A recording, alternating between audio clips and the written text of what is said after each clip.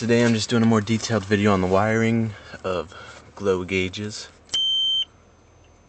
Can't even see them, it's too light out.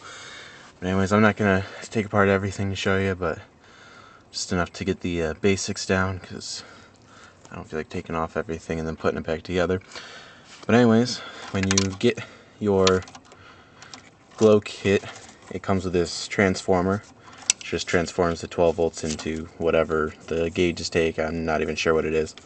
Anyways, out of the back of it, you'll see you have a red and black wire, and then a couple other sets of wires here. One of them is for a dimmer switch, which I do not use because I like them all the way up and bright.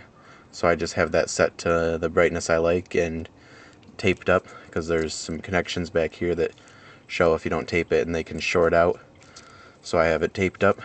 And then you'll notice there's about 3 plugs off of here. Now, depending on what kind of car you have, I know Eclipses have 3 different pieces for their glow kit. Mine was just one big piece. If you look back in the other video, you can see that. But so mine only has 1 plug to plug it in. So I only use one of these plugs. It's kind of like a universal thing. So like, if my gauge cluster was split up into 3 different sections, it would come with 3 different face plates for the gauge cluster. So I would use up all 3 of these plugs. But since mine is like that, I just plug it in. So anyways, that just plugs into there like that. It's pretty foolproof. It's got a thing so you can only put it in one way. Then the rest of this wire you can just bunch up and zip tie like I did. And if you decide to put your dimmer switch in, it's got the nut and the bolt there, and you can just drill a hole somewhere on your plate here and hook it up so you can dim it if you would like to. So then the only other wires you have to worry about are this positive and negative wire.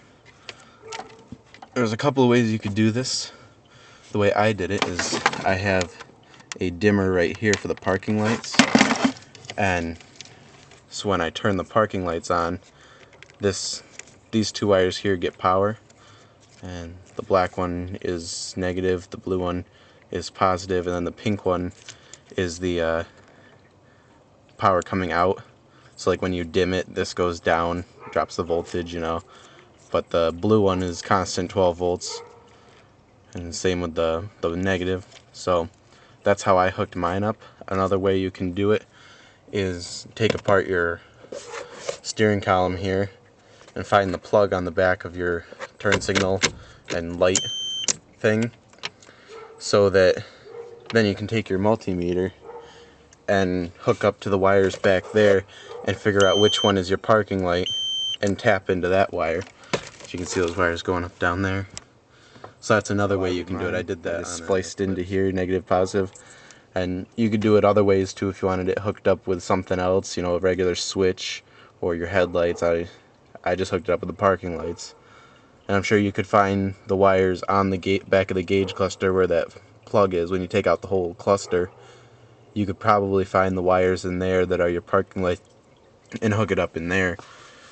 And I guess if you can't find which one's a positive on this wire harness here or the one back there, you could always just run one positive wire out to your lights up front and hook that to the positive out there, run it all the way back to your positive here, and then just ground it like that, and that would work too. But that'd be a whole lot more work than doing something like this or like that or like that, you know. So that's pretty much how these are wired up. It's real simple. You plug it in up there, tap into a parking light thing.